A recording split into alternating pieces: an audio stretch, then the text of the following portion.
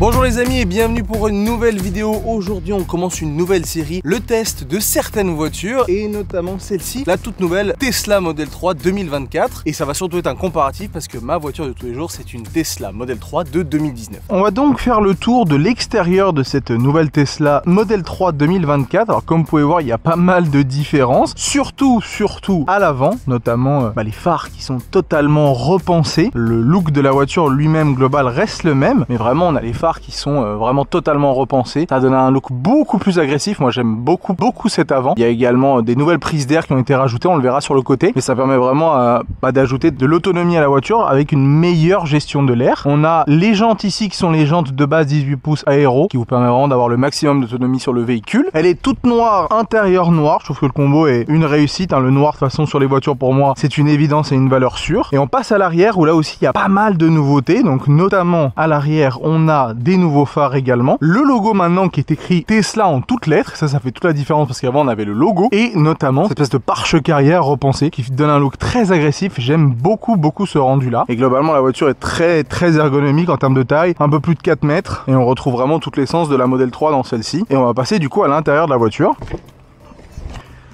Tout d'abord, on a un volant qui est totalement différent, repensé. Donc déjà, on a l'absence totale de commodo des deux côtés. Donc ça fait une grosse différence. Là, quand je conduis, ça me faisait vraiment bizarre au début. Et ensuite, on a maintenant les clignotants qui sont ici et là, directement sur le volant. Donc ça, c'est vraiment un coup de main à prendre au début. Également, l'activation des phares ou des grands phares pour faire un coup de grand phare. Vous pouvez le voir ici.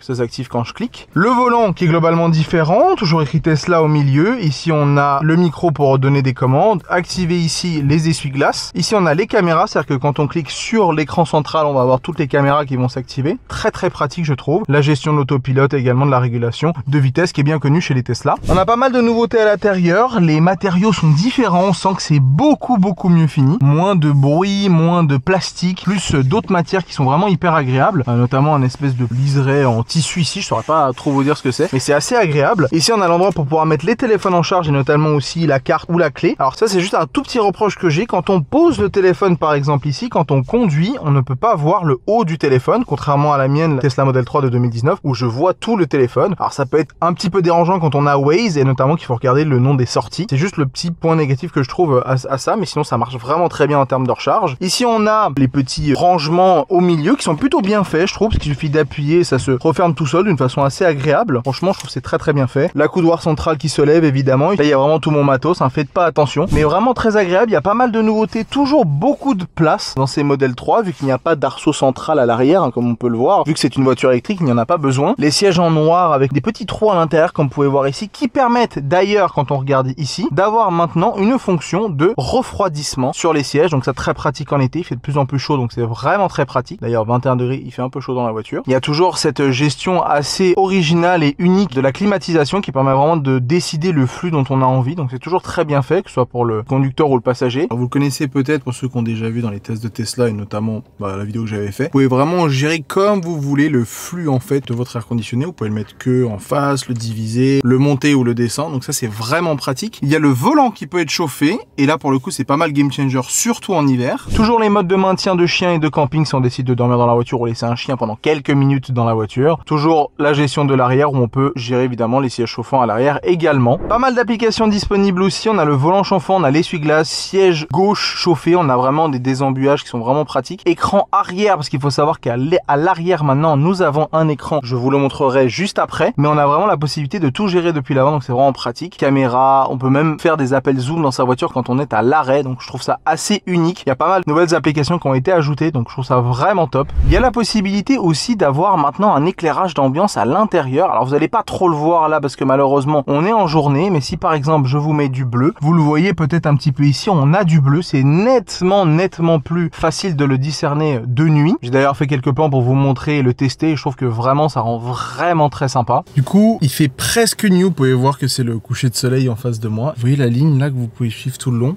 et bien elle va tout le long à l'intérieur de la voiture, mais également à l'arrière, du coup, même sur portière arrière. Vraiment, je trouve que ça, c'est une feature qui est plutôt cool, parce que ça apporte vraiment un petit truc un petit peu différent. Vous pouvez vraiment custom la couleur comme vous voulez ici, rouge, orange par exemple, faire vraiment la couleur de votre choix, hein, si vous voulez vraiment un bleu cyan. Et je trouve que c'est très cool, parce que ça apporte vraiment quelque chose de nouveau. Juste un truc que je trouve dommage, c'est que dès qu'on ferme, la puissance lumineuse baisse radicalement. Alors, je pense que c'est pour une question de visibilité, mais je trouve ça du coup un tout petit peu moins bien, je trouve ça dommage. On a également une toute nouvelle, mais vraiment toute nouvelle nouveauté qui vient d'être ajoutée, c'est les phares adaptatifs. Vous connaissez peut-être cette technologie, quand on roule et qu'une voiture arrive en face avec l'écran phare, les grands phares vont s'éteindre d'un certain côté pour garder quand même de la visibilité de notre côté et ne pas déranger les conducteurs. Donc ça, je trouve que vraiment c'est un très très bel ajout qui permet de vraiment garder globalement une très belle visibilité de nuit quand on roule. C'est vraiment game changer, je trouve. On va aller faire un tour à l'arrière maintenant. On a un peu fait le tour de l'avant. Let's go à l'arrière.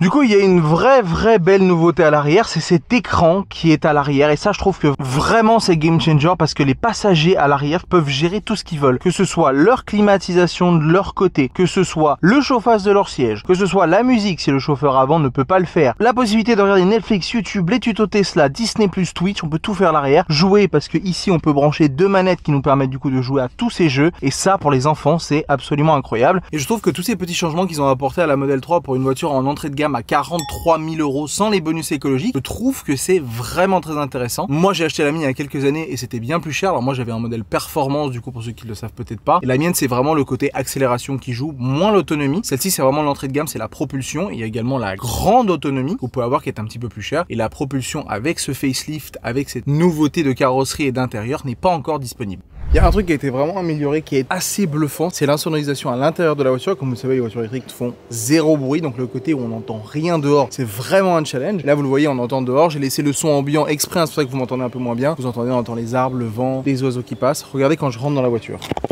Dans la porte, il n'y a plus de bruit, on entend juste le bruit de la climatisation que je peux la couper. Voilà. Donc c'est assez bluffant, ça pour le coup c'est quelque chose que j'ai vraiment remarqué, surtout à l'arrêt. Là on entend un avion passer.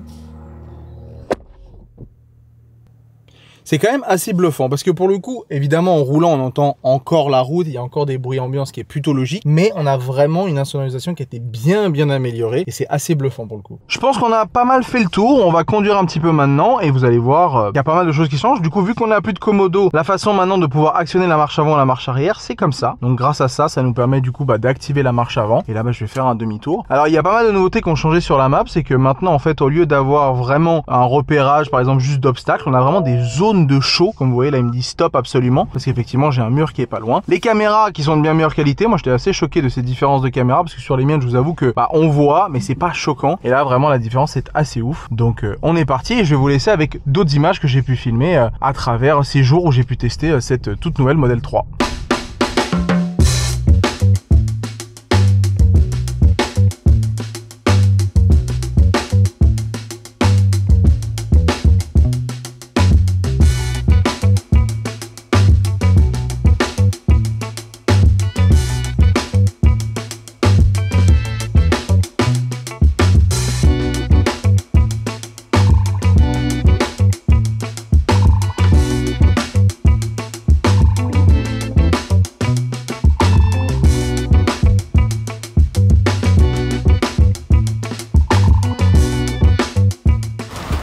Et bah voilà, il est temps de lui dire au revoir et de récupérer la mienne. Bonjour madame, vous allez bien? Oui, la mienne c'est moi.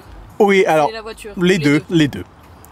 Bon et bien maintenant que je viens de récupérer la mienne, pour résumer et pour faire vraiment un comparatif, il y a plusieurs choses qui sont très cool sur la Tesla 2024. Déjà l'insonorisation, je me suis rendu compte direct quand je me suis réinstallé dans ma voiture, c'est assez ouf la différence. Ensuite les suspensions qui sont beaucoup plus smooth, donc beaucoup plus agréables notamment en campagne. Et bien sûr les finitions intérieures et tous les petits ajouts qui ont été faits à l'intérieur de la voiture, que ce soit l'écran à l'arrière, que ce soit le fait d'avoir maintenant un volant chauffé, les sièges réfrigérés, ça fait vraiment une grosse diff. Du coup les points négatifs par rapport à la mienne, alors déjà le premier truc c'est le fait de pas avoir de commodo. Je trouve que c'est vraiment mais pas du tout instinctif, voire des fois quand on n'a pas l'habitude un peu dangereux parce qu'on a vraiment ce côté quand on veut mettre un clignotant rapidement sur l'autoroute quand il faut doubler, on n'a pas cette option de le faire rapidement. Il y a le fait d'avoir le marche avant marche arrière directement sur l'écran que je trouve pas du tout intuitif. Après c'est vraiment une nouvelle façon de conduire, hein, faut s'en rendre compte. Mais voilà, globalement je garderai la mienne parce que je l'aime beaucoup, mais c'était une super voiture à essayer. Donc merci beaucoup à Tesla de m'avoir prêté cette voiture pendant quelques jours. J'espère que cette vidéo vous aura plu. N'hésitez pas à laisser un like, un commentaire et j'espère que vous avez avez eu la ref par rapport au nom de la série de vidéos qui s'appelle Full Auto. Petit clin d'œil à Call of Duty. Merci à tous d'avoir regardé la vidéo, c'était Anil.